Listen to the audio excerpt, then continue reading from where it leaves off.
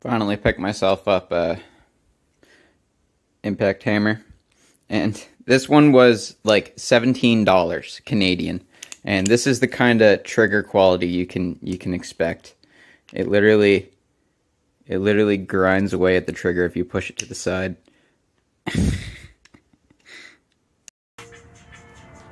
Hey buddy, I just came out here to the car and he like scampered out of here. Hey man, you look friendly. Hey, maybe.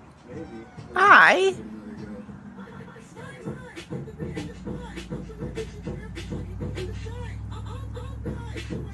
You have a collar? You don't have a collar.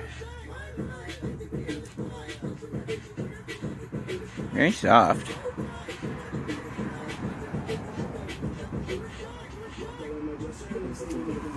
Oh, don't. Oh, you're gonna get us so dirty. Oh, you're gonna get so dirty, man. Don't be scared. Don't be scared. Buddy? Yeah? Oh. Oh.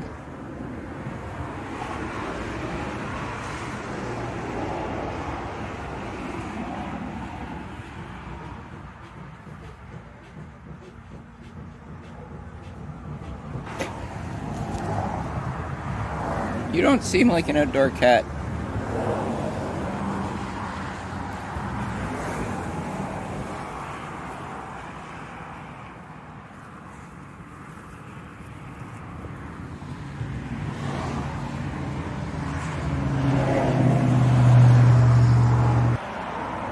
The gang's all here. What a nice Sunday. Absolutely gorgeous. And on this beautiful day, we're working on something that we really don't want to be working on. So like, the floor was kind of fun, and this was kind of fun, and this wasn't too bad. But this is going to be a fidgety, annoying time figuring out how to fit a piece of metal in here that meets up with all of this geometry. Last night I threw this in here, so I started hacking away at stuff a little bit more, and we really needed more metal here. So we got some welds there, some welds on the other side, and that's done. So what I'm going to do, I'm going to use rivets for this section because it's not particularly structural. Like, all this is structural. But for this, I'm going to use some thin stainless steel, which I already have, and I've been trying to find an excuse for it. To use it. It was a lot more expensive than I expected it to be, but I already said that I wanted it at the store, and I was just like, okay, I'll buy it. It was like 30 or 40 bucks for like a 2 foot by 2 foot thing. Something like that. So I want to use that for this, and if we're using rivets, one thing that I like about using rivets for something like this is you can put the seam sealer down first around the perimeter and then put the piece in and then squish it down and put all the rivets in place. And when you do that, you get lots of seam sealing coverage, which I like the idea of for this area. So we're gonna start off with a piece of paper, and we're just gonna slowly template this area. Pain in the butt, but we're so close to having this done and ready for paint. We can't stop now.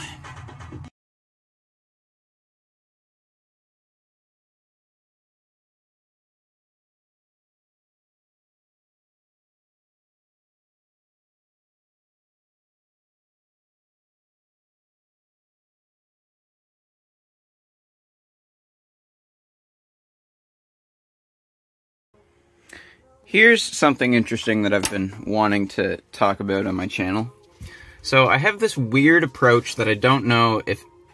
I'm sure people have done this before. I'm sure people have figured this out, because I kind of figured this out on accident, just trying to template things with dirty hands. This is an approach that I use for trying to template things.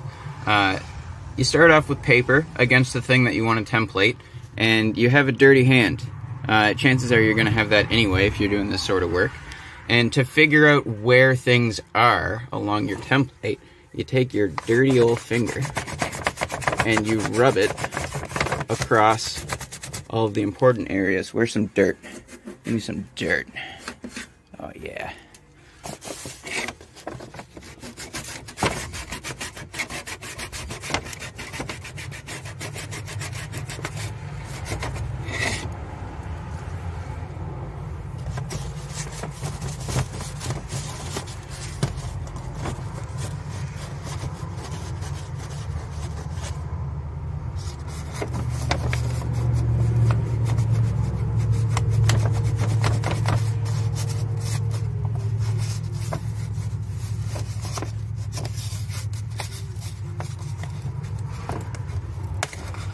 Oh, well. Hey, at least we know where that corner is. So, whenever I take this off, you'll see what I'm talking about. There will be marks that you can see. You can already see it. You can tell where things are pretty easily.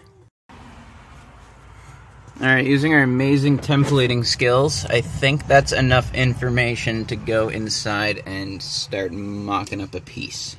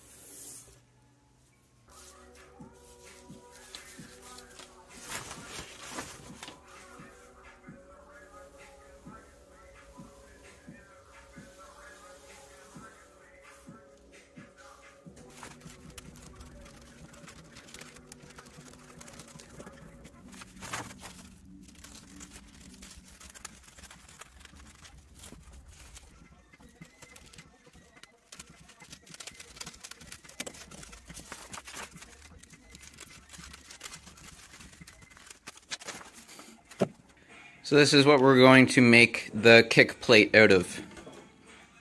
Shiny. And thin enough that we can kind of bend it by hand a little bit easier, considering the annoying curvature of the area in question. So here's what we came up with. I'm gonna cut that out. I'm not having fun. To be totally honest with you, this job sucks. The worse the job, the more satisfying it is when it's done.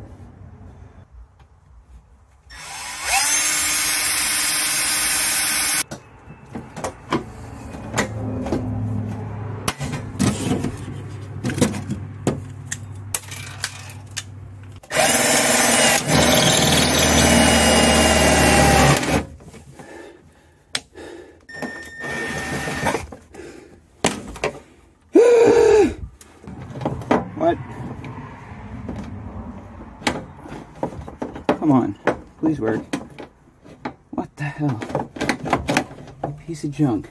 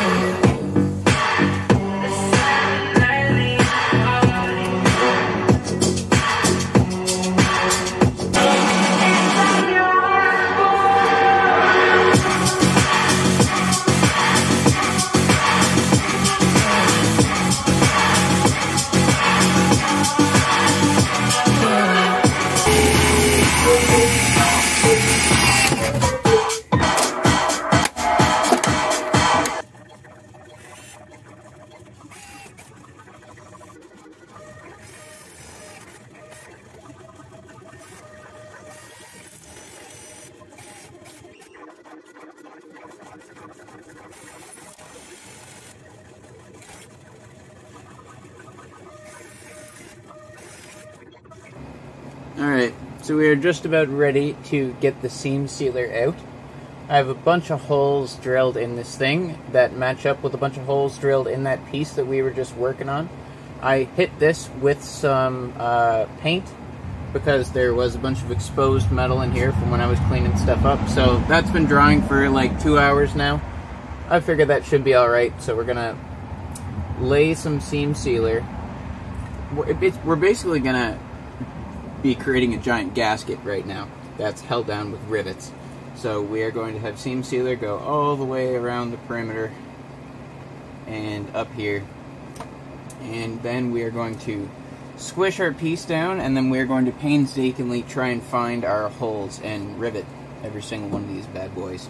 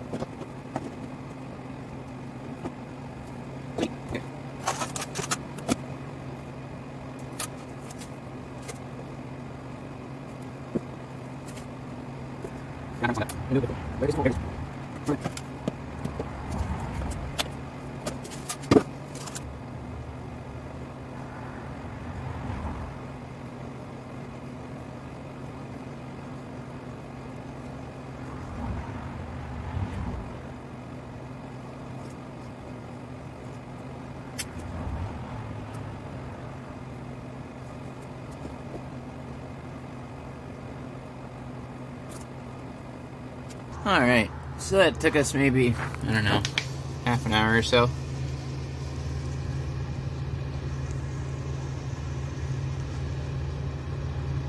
I'm honestly pretty pleased with how it's looking. I'm convinced that this is going to hold water out of the driver's area.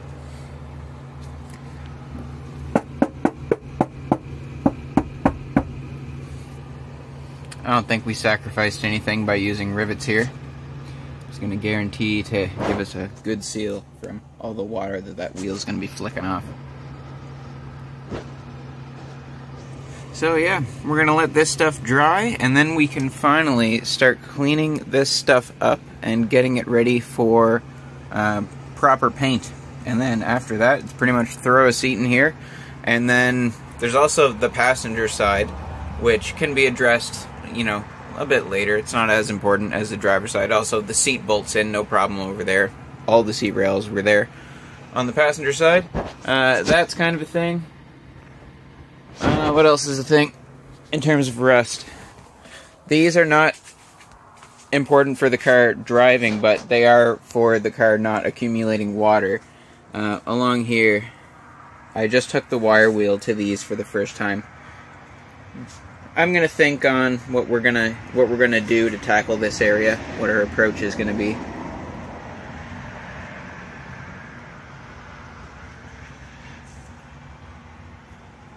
So we got, yeah, these things have been letting water into the trunk, like, directly.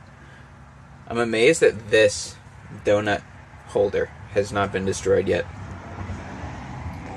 But yeah, what's nice is that past, like, here and on, this doesn't really matter what it looks like, it just needs to be functional whenever it's closed. But this stuff is paint touch-up, which we know how to do, or we think we know how to do. Yeah.